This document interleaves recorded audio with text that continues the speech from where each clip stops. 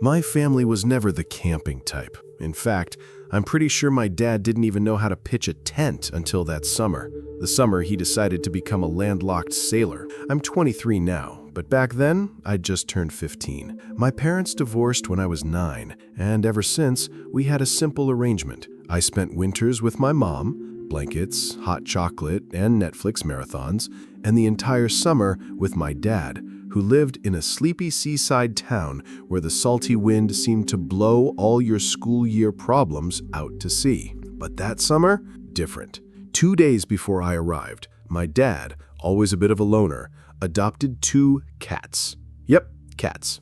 2 scrawny gray strays with eyes that looked like they knew things they shouldn't. He hadn't even named them yet. He just called one, "Hey you," and the other, "You there." They followed him like shadows, even when he walked barefoot on the beach, warm beer in hand, off-key samba crackling from his old radio. And that's how we started. Me, my dad, and 2 cats, who, by the way, hated sand, hated the ocean, and hated any attempt at socialization. Dad, in a burst of paternal enthusiasm, declared this would be the low-budget adventure summer. No Wi-Fi, no food delivery, no complaints. Just us, the sea, and a hand-scribbled map of secret spots he swore he'd discovered himself. One of those spots?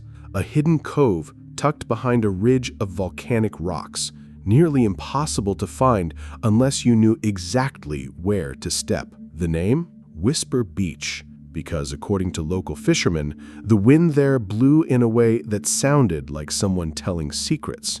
We'd never been there before, but that day, Dad insisted. We'll get there at sunset. It'll be magic. We arrived at 8 p.m. The sun had already sunk into the sea, and the sky glowed burnt orange. No one was around. No umbrellas, no towels, no music or laughter, just the sound of waves and the irritated meows of cats trapped in a cloth bag. Weird, Dad muttered, glancing around.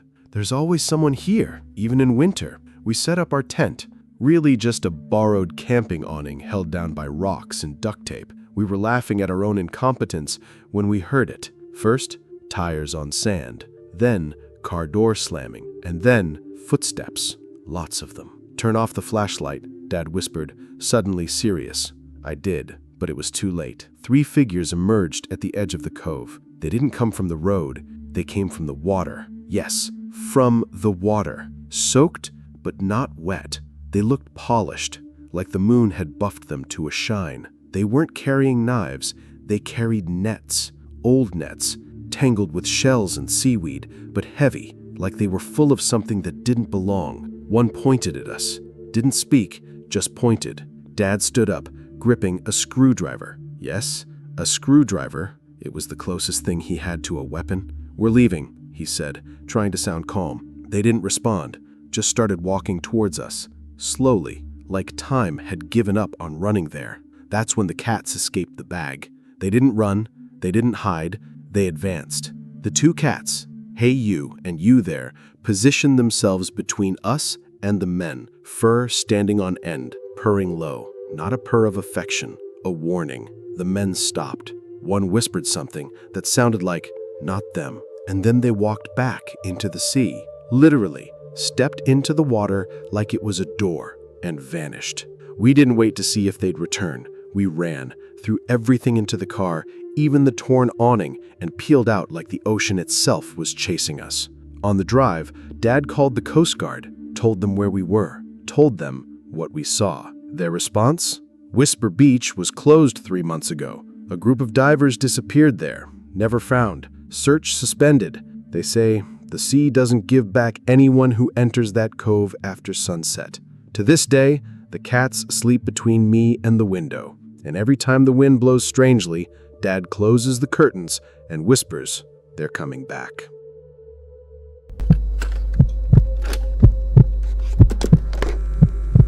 This happened in 2020, or at least that's the year we wrote on the calendar. But honestly, after that night, I'm not sure time ever moved right again. It was summer.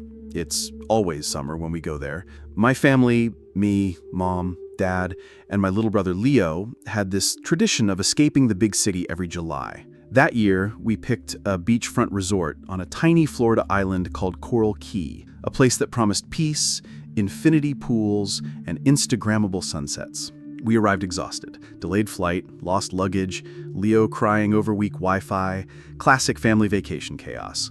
Our room was on the 13th floor. Yes, 13. The hotel didn't believe in superstitions. Or maybe they did, which is why they stuck clueless tourists up there. First night, pizza in the room, bad movie, lights out. My parents decided to go downstairs for cocktails at the rooftop bar. Leo passed out like an angel, or a demon, depending on your tolerance for 8-year-old snoring. Me, 17, hormonal, curious. I stayed in the room pretending to edit photos, but really just scrolling memes until I crashed.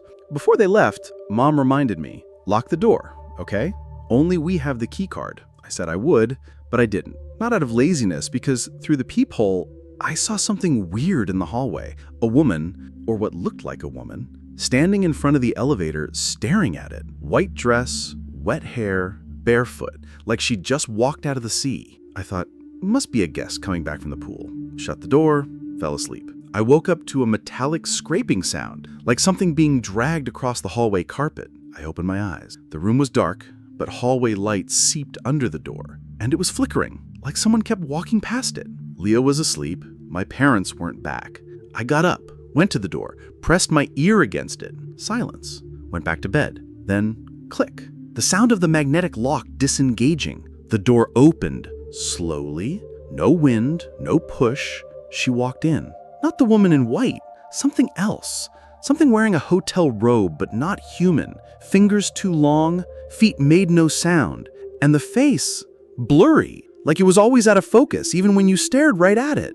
It went to Leo's bed, stood there, watching, breathing without breathing. I couldn't move, couldn't scream. I only thought, if it turns to me, I'm done. But then Leo stirred, snored, and the figure flinched, like it got electrocuted. It walked to the window, opened the curtain, looked at the sea, and whispered, not with voice, but with thought, because I heard it inside my head. The elevator is waiting. Then it left. Didn't close the door.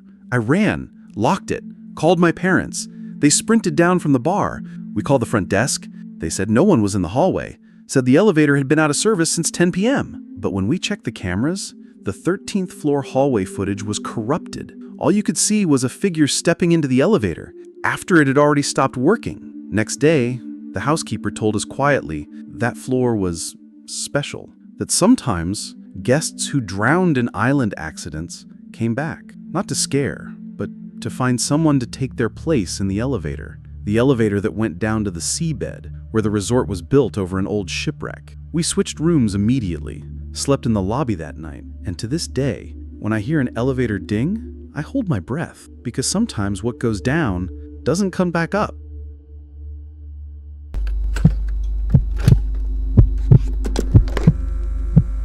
This happened 2 summers ago, or at least that's what we wrote on the calendar. But after that night, my friend Nina and I started to think time inside that place didn't follow the same rules. We were 16. I was tagging along on her family's trip, a weekend getaway to that sleepy California town called Sunvale, where it got so hot, even the cats slept under cars to catch shade. We stayed at a motel with a shallow pool and the smell of old chlorine. That night, buzzing with energy and no decent Wi-Fi, we decided to explore. Nina's dad let us go out, be back by 9, and no talking to strangers, as if strangers ever announced themselves. It was Nina who saw it first, a flickering, crooked sign at the end of Main Street. Sunvale Strike Club, open 24i, bowling, ice cream, and surprises.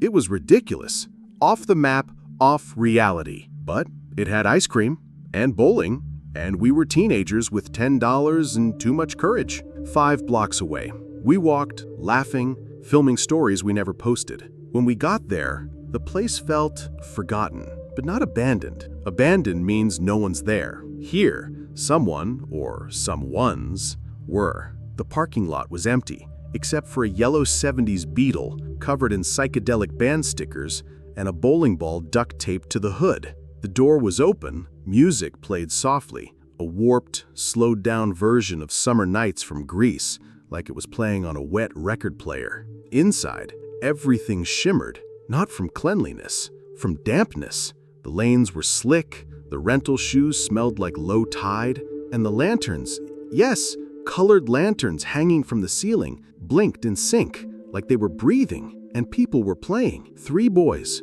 or what looked like boys, in white tees and soaked jeans, rolling balls that clinked like breaking glass. No one greeted us. No one kicked us out. They just ignored us. We grabbed shoes, grabbed balls, started playing. On our 3rd roll, Nina nudged me. She looked. It was a man in a suit, brown suit, polka dot tie, white shoes, like he'd stepped out of a 1950s photo. He stood between lanes 3 and 4, holding a clipboard. "Good evening, girls." Checking ages.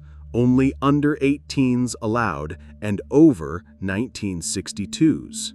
We laughed, thought it was a joke. 16, we said together. He jotted it down, smiled, a smile that didn't reach his eyes. Perfect. You're exactly what we need. Then he started asking questions. What's your favorite song right now? What was your last dream about? If you could go back one summer, what would you change? Weird questions. Questions that felt like tests.